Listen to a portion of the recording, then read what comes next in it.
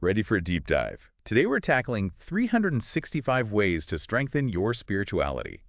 It's packed with daily inspiration, kind of like a spiritual tune-up for a whole year, and we're breaking it all down. You know, what I love about this book is it's not about some rigid set of rules. It's more like, hey, go discover what spirituality means for you. Yeah.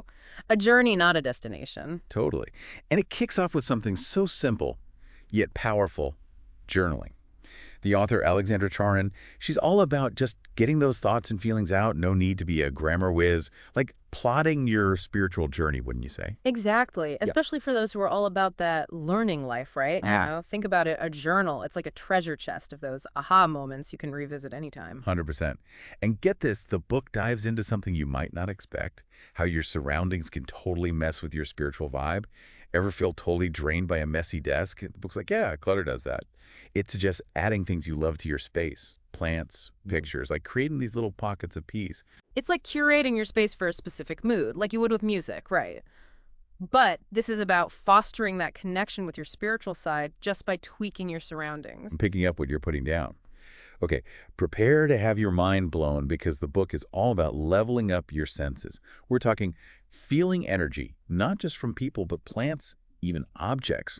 Ever tried walking barefoot outside? Like, really feel that earth connection. It's about tapping into those senses we often ignore, those subtle energies buzzing around us all the time. The author's even like, hey, experiment, find what works for you. Now, this is where things get super intriguing. The book talks about the divine feminine and masculine, exploring those energies through goddesses and gods. Now, before you think it's about worshiping deities, it's not. It's about understanding those energies within us and the world.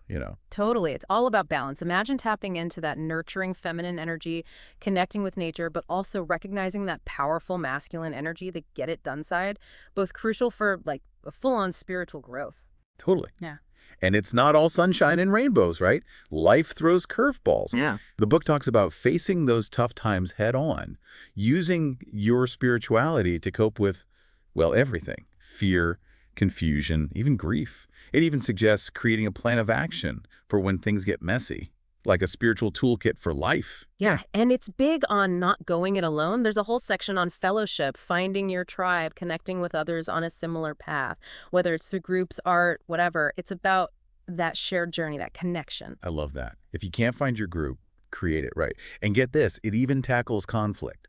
Because let's face it, disagreements happen. Oh, yeah. Even in the most Zen groups, there's bound to be some bumps in the road, but it's about navigating those bumps with grace. Speaking of navigating, the book even gets into the rhythm of the moon, those phases, how they impact us, just like, the changing seasons. Right, like sunshine boosts your mood. Well, that full moon energy, the book's like, hey, that's a thing. It suggests celebrating, reflecting, even asking for what you need during that time. Makes sense. Soaking it all in. And then as the moon wanes, shrinks down, the book suggests that's prime time for letting go. Releasing any negativity, bad habits, kind of like a spiritual detox, especially during that sliver of a waning crescent moon. It's like hitting the reset button, using those natural cycles to support your personal growth. Love that. And speaking of connecting, the book isn't afraid to talk about tree hugging, but seriously, it's about appreciating trees, connecting with nature in a real, tangible way. Right. It even suggests like asking permission before taking a fruit or a branch, recognizing that energy that some believe is a spirit within nature. It's like they're saying, hey, show some respect. Yes. Reminds me of creating shrines like ancestor shrines, photos, objects, anything that connects you to your heritage. Powerful way to connect with your past, honoring those who came before you, wouldn't you say? Absolutely. And speaking of connecting, but in a different sense, ever feel totally drained for no apparent reason? Grounding. The book talks about it being like essential. Yeah. It's about stabilizing your energy, finding your center, especially when life's chaotic.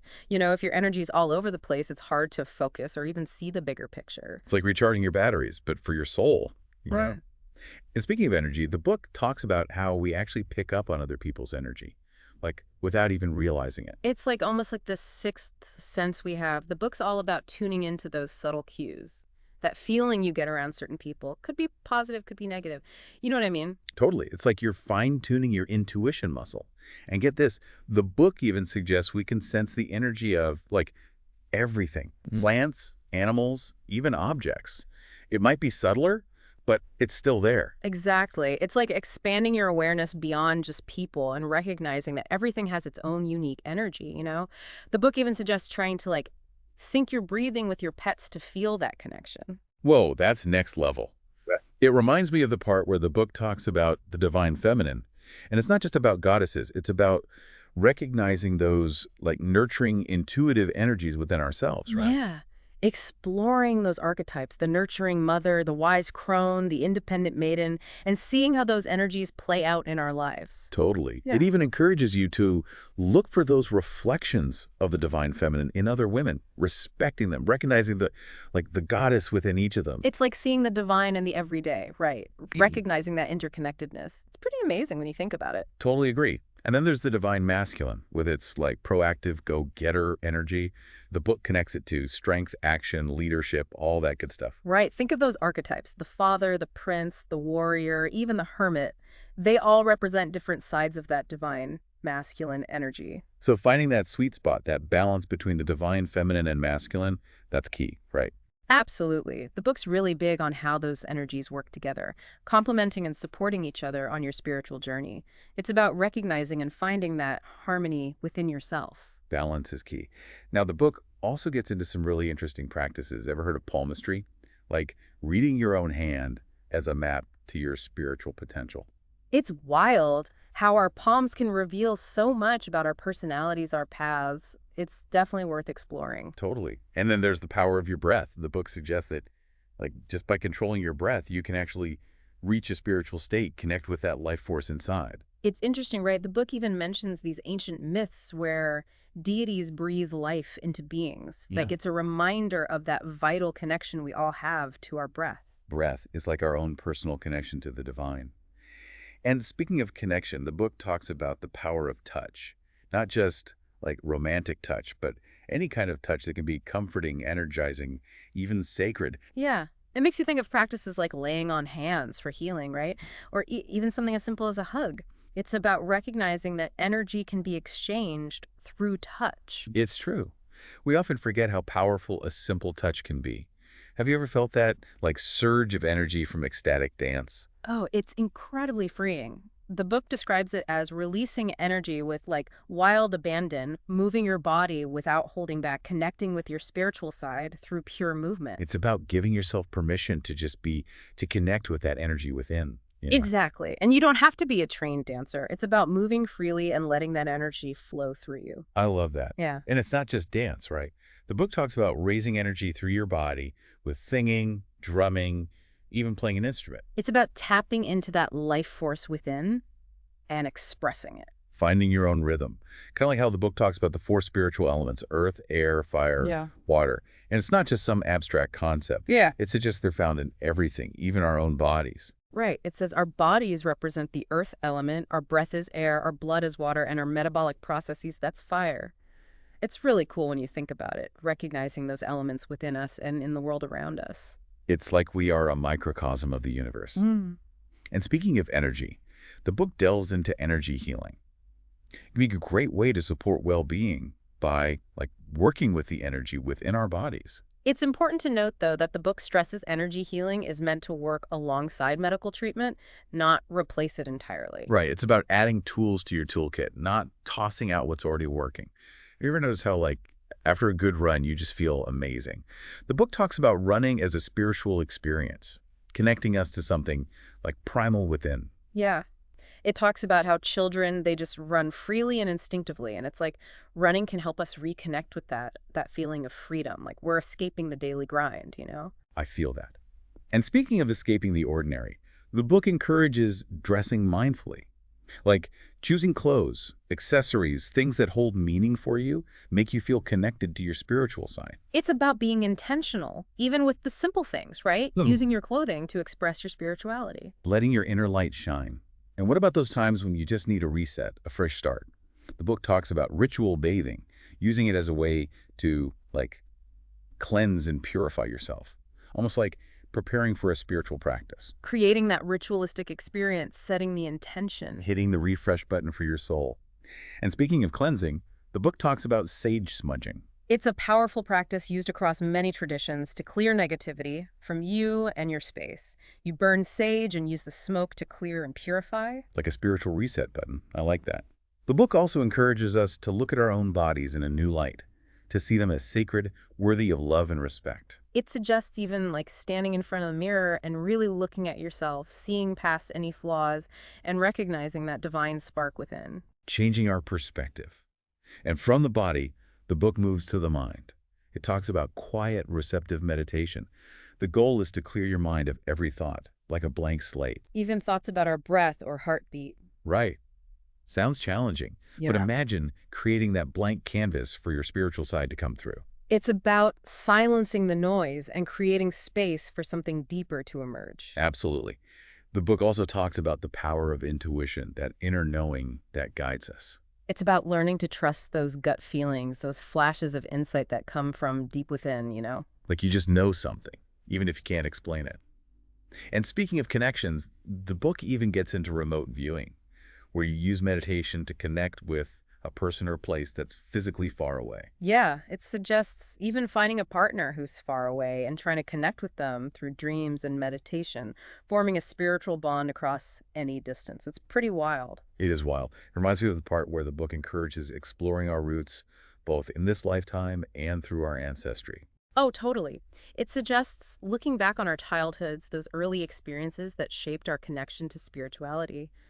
And also digging into our family trees. Maybe there are connections to spiritual traditions that resonate with us now. Understanding where we come from, how it all led us to where we are now. Exactly. It's all connected, right? And speaking of connections, the book delves into numerology, using numbers to unlock truths and better understand our spiritual destinies. It even explains how to find your life path number using your birth date, offering insights into your unique spiritual path. It's fascinating how those numbers can reveal so much. It really is. Speaking of seeing things in a new light, the book also encourages creative expression as a way to tap into your spiritual side. Like getting into that creative flow where you can really experience and express those spiritual concepts. Totally. It even suggests trying simile poems using like or as to describe those experiences in relatable terms. It's about tapping into your imagination and using your creativity to connect with your spiritual side, no matter what that looks like for you. And what about music? Certain songs just move me emotionally and spiritually, even if I don't understand the lyrics. Right. It's like music speaks to our souls on another level. The book talks about that universal language of music. It's true. Music can be so powerful. The book also encourages drawing and painting as tools for capturing those spiritual moments. Yeah, it's like using art to express the inexpressible. I love that. And you know what else I found interesting? The book talks about gardening as a spiritual act. Mm. Like you're nurturing creation through caring for plants. Right. It all comes back to that connection with nature, doesn't it? Recognizing that divine spark in everything that grows and thrives. It's true. And speaking of tuning in, the book stresses the importance of experiencing good art, whether it's a museum, a show, or just seeking out art that moves you. It's about surrounding yourself with beauty, letting art nourish your soul. Feeding your soul. And speaking of feeding your soul, the book dives into different ways of knowing, saying there's more to it than just what we observe and experience. Exactly. It talks about intuition as a valid way of knowing, that gut feeling that comes from somewhere deeper within. Those flashes of knowing. It encourages us to pay attention to those intuitive those moments of clarity that come up on our journey. Sometimes they're subtle, sometimes they're not. But they're always there if we're paying attention. Totally. What about those profound moments of spiritual connection, those peak experiences? Have you ever had any of those? Oh, yeah. They can be real turning points, right? The book reminds us that those experiences can be big religious awakenings or those smaller, quieter moments of profound insight. And they can stay with us for a lifetime, shaping who we become. Have you ever heard of pendulum dowsing? It's like using a weighted object on a string to tap into your intuition and subconscious. Yeah, it's such a simple tool, but surprisingly powerful. The book explains how to, create your own pendulum and ask it yes or no questions, let its movements guide your answers. That's so cool. It's like a direct line to your inner wisdom. Speaking of guidance, the book talks about the importance of having some structure in your life. Not in a restrictive way, but recognizing that, rules can actually provide a framework for growth, including spiritual growth. It's about recognizing that every time you choose to follow a rule, it's an opportunity to, remember your spiritual side. It's like a mindful choice, aligning your actions with your beliefs. Exactly. And speaking of choices, the book spends some time on the idea of ethics, like how we determine right and wrong and live in a way that feels true to us. It encourages us to think about our own personal code of ethics. Yeah. Like, are my actions matching up with my spiritual beliefs? Am I walking the walk? Exactly. And sometimes we get those warning signs from our intuition, those gut feelings telling us something's off. The book suggests paying attention to those, like they could help us avoid some negative outcomes down the line. Our intuition is like our own personal guidance system. Exactly. Trust yourself. Trust those inner nudges. And sometimes those nudges lead to, like, impulsive decisions, right? The book talks about those decisions often being guided by something bigger than us, putting us on unexpected but ultimately more fulfilling paths. It's about surrendering to the flow and trusting where we're being guided, even if it doesn't make sense at the time. Taking a leap of faith. The book also encourages us to think about our beliefs, about, what happens after this life, the afterlife. It suggests journaling about your thoughts and feelings, reflecting on those big questions, hopes, fears, all of it. It's about getting curious about those mysteries beyond this physical realm. Exactly. And on that note, the book delves into prayer. It encourages that open, honest conversation with a higher power, even if it feels a little weird at first. It's like, what do you say? How do you even start? Right. The book suggests actually talking out loud to spirit as if you're talking to a new friend, introducing yourself, expressing that desire to connect. I love that. It makes it less intimidating. Totally. The book reminds us that building a relationship with your spiritual side takes time, just like any relationship. Nurture that connection. So true. Now, the book also explores different ways to approach prayer. Like, there's no one right way, is there? Exactly. Whether you make it part of your daily routine, use it in tough moments, or just have an ongoing dialogue with spirit throughout the day, it's all good. Find what works for you. And, of course, praying for others. Such a powerful practice, right? Offering support, asking for blessings on their behalf. And seeking guidance for ourselves, asking for clarity, direction. Totally. The book stresses that prayer is a two-way street, though. It's not just about asking, it's about giving thanks as well. Gratitude. The book's big on that, expressing appreciation for all the good stuff, even the small stuff. It encourages getting creative with how we show that gratitude, doing good deeds, using our talents for good, or just plain old saying thank you through prayer. It's about showing up authentically and appreciating the good in our lives. Sometimes I wonder, are my prayers too casual? The book actually addresses that. It asks, is any prayer too silly?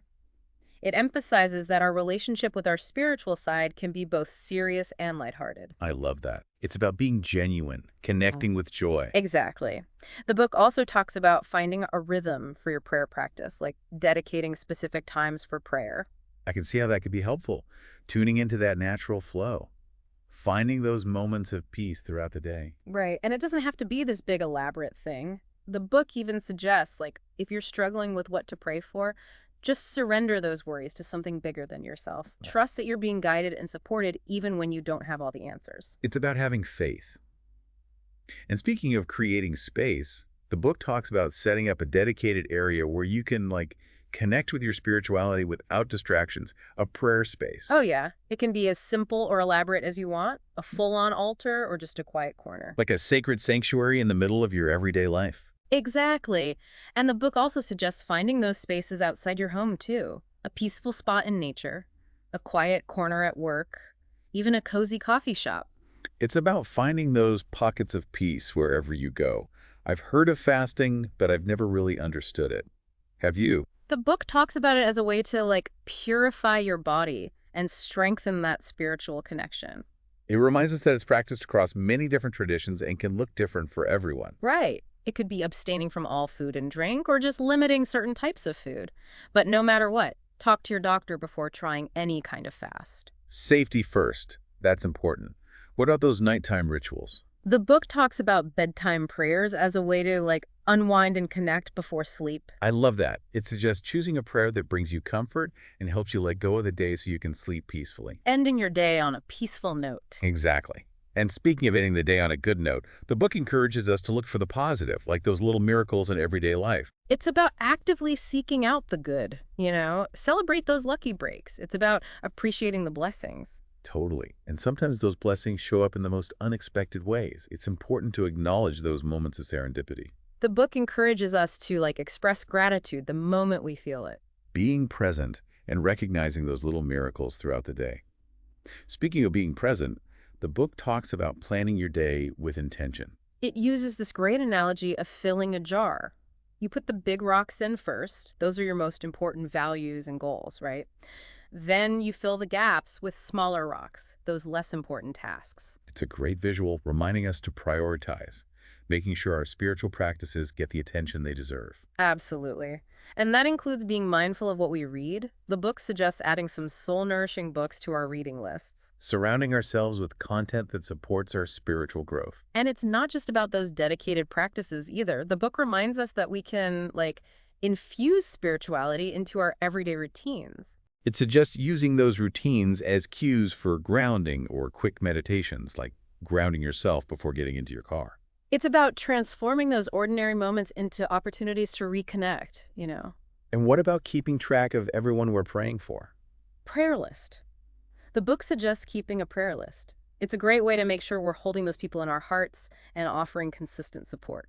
It even recommends writing down the date, the person's name, and what you're praying for. It's like creating a system of accountability. And don't forget to check in on the people you're praying for. It's about being present, offering continued support. Showing up for the people you care about. Speaking of journeys, the book talks about the hero's journey, that classic story structure.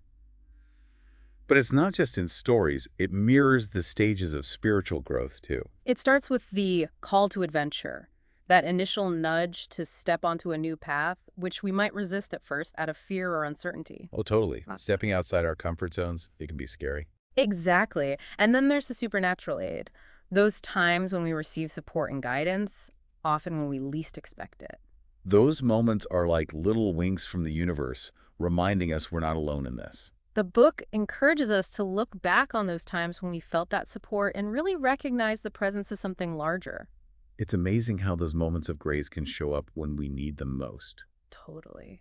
And then the book dives into initiation, those big transformative experiences that mark a turning point on our paths. Like leveling up in real life. Exactly.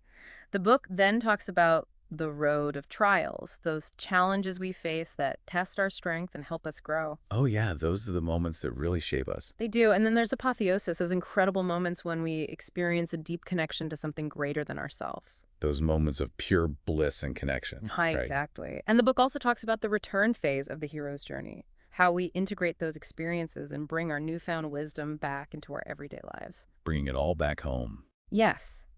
It's about bridging those two worlds, integrating those transformative experiences into our ordinary lives. It's funny how we might resist that reintegration at first, like longing for the simplicity of the journey. It's like returning home after a life-changing trip. It's an adjustment, for sure. It's about finding that balance, honoring the journey while embracing the present moment. Love that. And sometimes we need a little help along the way, right? The book talks about rescue from without.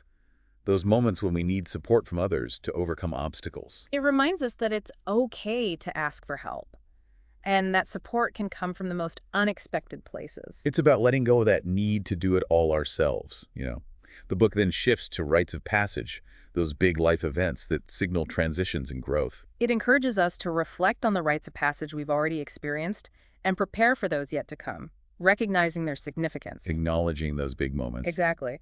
It also talks about the smaller milestones, too, those achievements, big or small, that mark our progress. Celebrating those wins is so important. Now, what about when things get tough?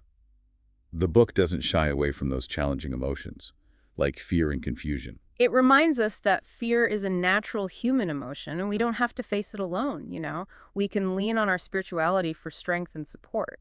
And when we're feeling lost, the book encourages us to, create a plan of action. It's about utilizing our spiritual toolbox to navigate those challenges. Absolutely. It also explores the idea of asking for blessings, reminding us that it's more than okay to ask for what we need. It's about recognizing our worthiness. Yes. And the book also mentions that maintaining a positive mindset can actually make us more receptive to receiving those blessings. Like we're attracting good things into our lives. Exactly. The book also addresses tragedy, how we can process grief, and even find meaning in those painful experiences. It encourages us to offer prayers for those who are hurting and to find comfort in our spiritual connection. And when it comes to those inevitable mistakes we all make, the book reminds us that they are part of being human. We can use them as opportunities for learning and growth. Instead of beating ourselves up, the book also delves into the power of negative thoughts, which can be tricky. It encourages us to differentiate between those unproductive worries and those negative thoughts that might actually be warnings from our intuition. So it's about being able to tell the difference, Yeah. which ones to pay attention to and which ones to just let go of. Exactly. Those intuitive warning, they can be like guideposts, They can help us avoid potential harm or course correct. It's about learning to trust your gut. Speaking of trusting ourselves, the book talks about creating our own destiny. We have free will, and our choices, they shape our path. It encourages us to seek guidance when we're at a crossroads, trusting our intuition to make wise choices. Like we're co-creating our lives. Yeah. And with so many spiritual practices out there, it can be overwhelming to know where to start. The book reminds us that there isn't a one-size-fits-all approach to spirituality.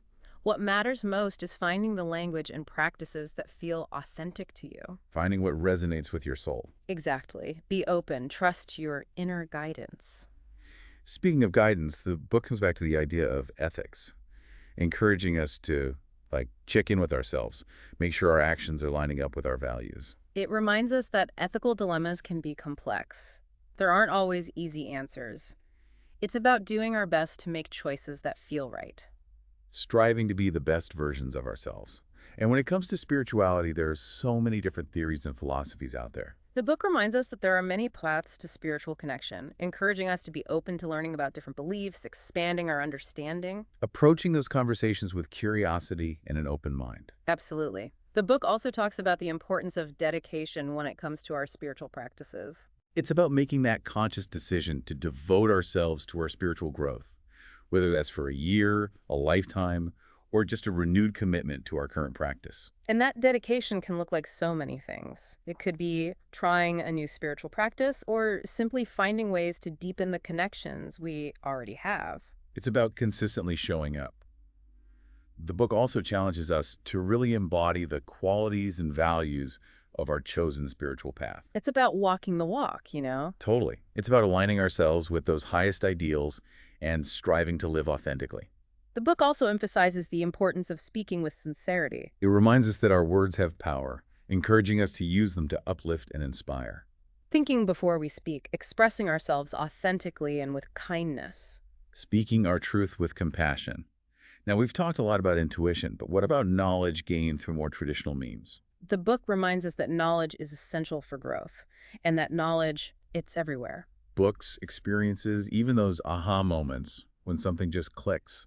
It's about being a lifelong learner, always open to expanding our understanding of ourselves and the world around us. Speaking of expanding our horizons, the book also talks about the importance of taking risks, but in service of our spiritual growth, Right. It reminds us that growth happens when we push past our comfort zones, even if it means facing those fears. It's about having the courage to step into the unknown, trusting that those experiences, however challenging, will help us grow. Exactly. The book then dives into the concept of justice, seeking fairness and balance, both in our lives and in the world. It's about recognizing that injustice exists, but that we have the power to make a difference. Absolutely. We can contribute to a more just and equitable world through our actions. It's about aligning our actions with our values, striving to create positive change. And that includes fairness in our personal relationships. The book talks about that too. It's about cultivating balance in those relationships, making sure there's an equal exchange of giving and receiving. Exactly. And on a lighter note, the book encourages us to remember what brings us joy. Those things that light us up and remind us of our connection to something greater. It's about making space for joy, finding those practices that nourish us. Because our spiritual exploration should be fulfilling, right? And when those tough emotions like grief inevitably arise, the book offers guidance on how to navigate those difficult experiences. It reminds us that we don't have to go through those times alone. We can always turn to our spirituality for strength, comfort, and support. Absolutely. And sometimes the most helpful thing we can do is simply let go of worry. Easier said than done, I know. Right. But the book reminds us that constantly worrying often leads to unnecessary stress. It's about surrendering those anxieties to a higher power and trusting that everything will work out as it should. It's about having faith.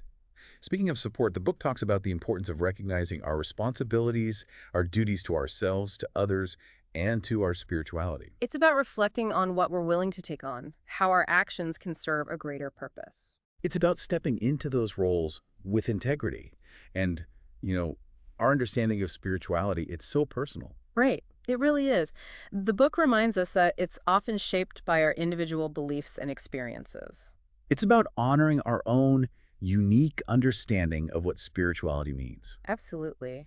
It encourages us to reflect on what spirit represents to us, how our own experiences shape our practice. It's about owning our spiritual journeys and having confidence in our beliefs. Exactly. And speaking of connecting with something bigger, the book also talks about the importance of community, connecting with like-minded individuals. It dives into the power of prayer chains, where we join our energy with others to amplify those prayers. It's a beautiful reminder that we're not alone and that we can lean on each other. There's power in collective energy. The book also encourages us to be beacons of light, sharing our faith and spirituality in authentic and inviting ways. It's not about pushing our beliefs on others, but rather letting our own light shine brightly and allowing others to be drawn to it if they feel called. Leading by example.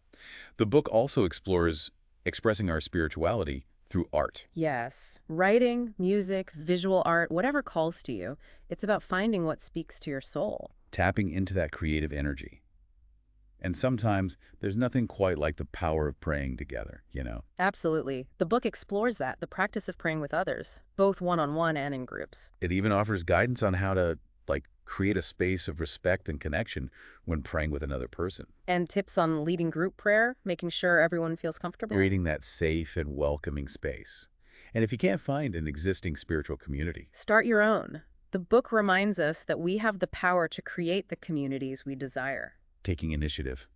And when joining a community, the book talks about the concept of initiation. Those rituals and experiences that mark our entry into a shared practice. It's about embracing those traditions. And when we commit to a community or a belief system, the book talks about the importance of loyalty. It highlights loyalty as a source of strength and grounding. However, it also cautions us against blind loyalty. We should never be afraid to step away from anything that compromises our well-being. It's about finding that balance, staying true to our commitments while also honoring our own needs and boundaries. Exactly. And even in spiritually focused groups, there will inevitably be disagreements. That's bound to happen. The book encourages us to approach these situations with grace and compassion, find solutions that work for everyone involved. Choosing understanding over being right. And when those relationships change, as they often do, the book talks about the importance of parting ways gracefully. It reminds us that even when we need to move on, we can do so with gratitude for the time we shared and respect for those involved. Leaving with your head held high. And of course, always show appreciation for those who support us. The book reminds us to be mindful of those who give selflessly and find ways to give back. It's about acknowledging those who make a difference and paying it forward. The book also encourages us to cultivate humility in our spiritual practice. It's about letting go of that ego, and being open to learning and growing on our spiritual paths. Recognizing we don't have all the answers. And sometimes true leadership, it's not about being front and center. The book talks about stepping back, letting others shine. Creating space for everyone to grow. Exactly. And, it's easy to overlook the little things, like how we greet people, say goodbye. The book's like, hey, even those tiny interactions matter. Infusing those moments with love, appreciation, greeting your loved ones with warmth, saying goodbye with sincerity. Making those connections meaningful. Speaking of, the book encourages us to reflect on the sources of love in our lives. Because love, it shows up in so many forms. Recognizing those blessings, appreciating the people who fill our lives with love. So true. Love is powerful. And peace. We all crave it, right? The book talks about cultivating peace within ourselves and in the world. It encourages us to meditate on peace. Visualize a world where harmony and understanding, that's the norm. Holding that vision in our hearts as we move through the world. And recognizing that creating that peace, it's a team effort. We all have a role to play. Yeah. And speaking of roles, the book talks about spiritual leadership. What does that even mean? It's not about some fancy title. It's about recognizing that we can all be leaders in our own way. Tapping into our strengths and using them to inspire. Exactly. True leadership often involves serving others, creating space for positive change. Love that. And when we need a little support on our own journeys, the book reminds us that finding a mentor can be so helpful. Finding someone who embodies those qualities you admire. They can offer wisdom, encouragement. Surrounding ourselves with sources of inspiration. And since, well, conflict is inevitable, the book even talks about disagreements, how to navigate those in a healthy way. Because it's going to happen. It's about finding solutions that work for everyone involved. Right, not about winning the argument. And sometimes, no matter how much we try, relationships, communities, they change. And that's okay. The book reminds us that we can move on gracefully, even when it's tough. Honoring the time you shared, moving forward with respect. On that note, the book ends with a beautiful message about inclusivity. It reminds us that everyone has a unique spark of divinity within them. Embracing our differences, celebrating the beautiful tapestry of human experience. 365 ways to strengthen your spirituality. It's a practical guide, packed with wisdom and inspiration for anyone looking to connect with their spiritual side. Like a daily dose of guidance, deepening that connection to something bigger than ourselves. And for someone who loves learning, this book is amazing. It encourages you to actively participate. It's not passive. Yeah. It's full of prompts, exercises. It's like, hey, take this knowledge and use it. See how it shifts your perspective. And remember, spirituality, it's a journey, not a destination. What if the greatest growth comes from not having all the answers? From embracing the unknown with an open mind and an open heart? Now that's something to think about. That's the beauty of this journey. We're always learning, always growing. There's always something new to discover.